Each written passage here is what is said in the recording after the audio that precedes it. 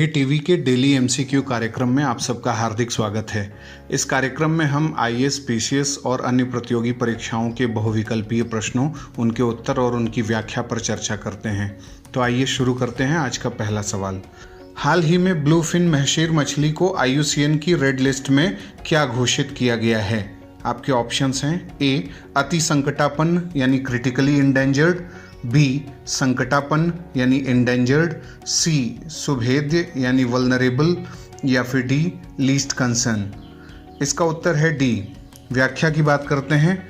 महशीर मछली हाल में सुर्खियों में है। अभी कुछ रोज पहले ही यह गोवा के महादेई नदी में पाई गई है। इससे पूर्व IUCN ने ब्लू फिन महशीर को संकटापन्न यानी इंडेंजर्ड से हटाकर लीस्ट कंसर्न की श्रेणी में रख दिया था।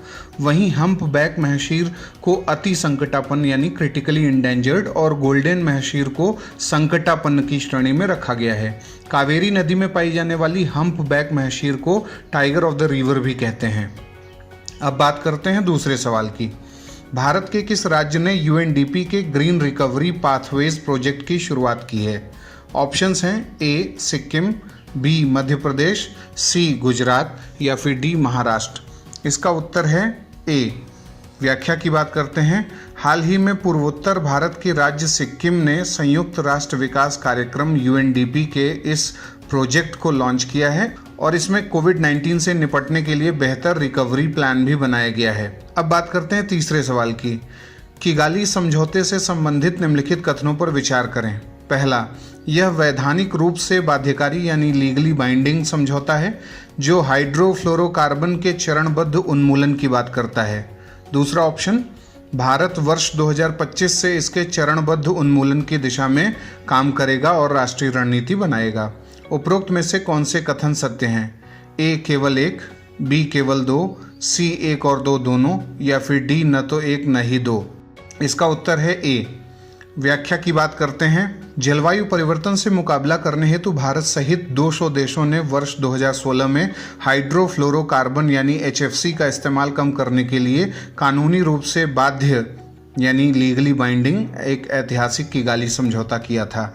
यह समझौता मुख्यतः ओजोन परत संरक्षण से संबंधित मॉन्ट्रियल प्रोटोकॉल में संशोधन है जो कि साझी किंतु विभिन्न की अवधारणा पर आधारित है, जिसे हम शॉर्टकट में CBDR प्रिंसिपल भी कहते हैं। 2023 तक सभी उद्योग हितधारकों के साथ आवश्यक परामर्श करने के बाद हाइड्रोफ्लोरोकार्बन के उपयोग को चरणबद्ध तरीके से बंद करने के लिए भारत सरकार द्वारा राष्ट्रीय रणनीति बनाई जाएगी। अब बात करते हैं चौथे सवाल की। निम्नलिखित में से कौन सा कथन असत्य है? ए मध्य प्रदेश ऑनलाइन विवाद समाधान प्लेटफॉर्म शुरू करने वाला पहला राज्य बना है। बी ई परिवहन लॉन्च करने वाला देश का पहला राज्य उत्तराखंड बना है। सी कोविड संबंधित सामानों के डोनेशन पर GST की छूट देने वाला हरियाणा पहला राज्य है या फिर डी कोरोना वैक्सीन के लिए वैश्विक टेंडर निकालने वाला उत्तर प्रदेश देश का पहला राज्य है। इसका उत्तर है बी। व्याख्या की बात करते हैं। हिमाचल में परिवहन विभाग अब पूरी तरह ऑनलाइन हो गया है। लोगों को अब विभाग की सभी सेवाएं ऑनलाइन मिलेंगी। मुख्यमंत्री जयराम ठाकुर ने हिमाचल में ई परिवहन सेवा का शुभारंभ किया है और हिमाचल ऐसी सेवा देने वाला देश का पहला राज्य बन गया है। अब बात करते हैं पांचवें सवाल की। राज्य स्तर पर जीनोम सीक्वेंसिंग की सुविधा शुरू करने वाला देश का पहला राज्य बना है। ए छत्तीसगढ़, बी गुजरात, सी राजस्थान या फिर डी महाराष्ट्र। इसका उत्तर है सी। व्याख्या देखते हैं।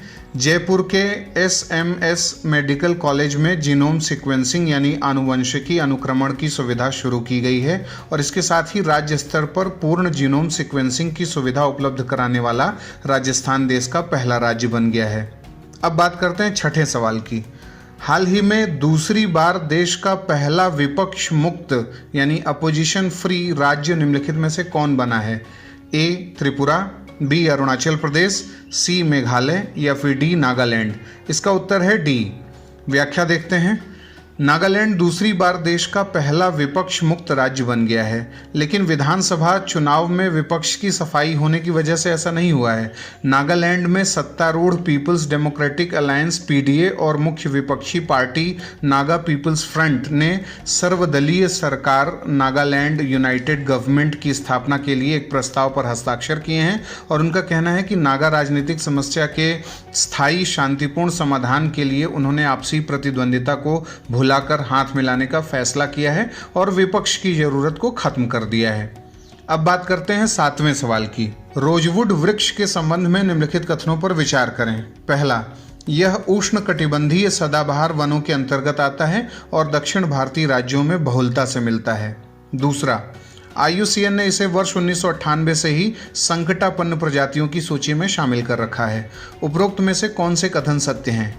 A केवल एक, B केवल दो, C एक और दो दोनों, या फिर D न तो एक न ही दो। इसका उत्तर है C।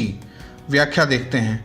रोजवुड उष्णकटिबंधीय सदाबहार वनों का उदाहरण है और हाल के समय में दक्षिण भारतीय राज्यों में टिम्बर माफियाओं के द्वारा बड़े पैमाने पर इसकी तस्करी होने के चलते यह सुर्खियों में है। अति दोहन, प्राकृतिक दशा में बीजों का लो जर्मिनेशन परसेंटेज आदि कारणों से इन वृक्षों के सामने संकट छाया हुआ है। अब बात करते हैं 8वें सवाल की। हाल ही में वनस्पति वैज्ञानिकों के एक समूह ने किस स्थल पर एक अम्ब्रेला हेड वाली शैवाल प्रजाति की खोज की है?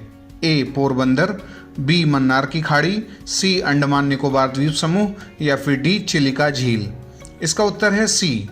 व्याख्या देखते हैं।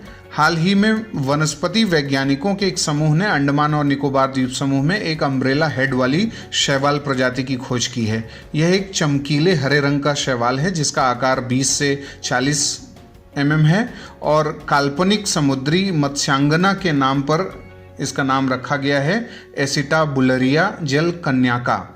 बहुत ही प्राचीन ये है और यह एक एकल कोशिका जीव है। संस्कृत में जल कन्याका का शाब्दिक अर्थ है मत्स्यांगना और महासागरों की देवी। यह भारत में खोजी गई जीन्स एसिटाबुलेरिया की पहली प्रजाति है। अब बात करते हैं 9वें सवाल की। किस भारतीय राज्य ने हाल ही में कहा है कि उसकी राज्य सरकार राज्य में किसानों की आय 2025 तक दोगुनी करने के लिए प्रतिबद्ध है? ऑप्शंस हैं A Manipur, B Meghalaya, C Sikkim, या फिर D त्रिपुरा। इसका उत्तर है D।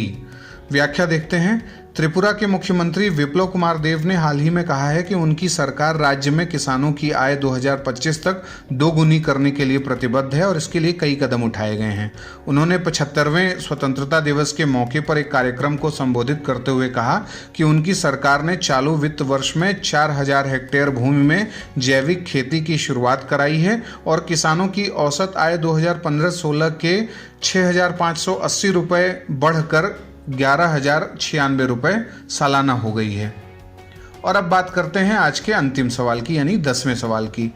हाल ही में किस संगठन ने रिमोट सेंसिंग सैटेलाइट डेटा को साझा करने से जुड़े समझौते पर हस्ताक्षर किया है?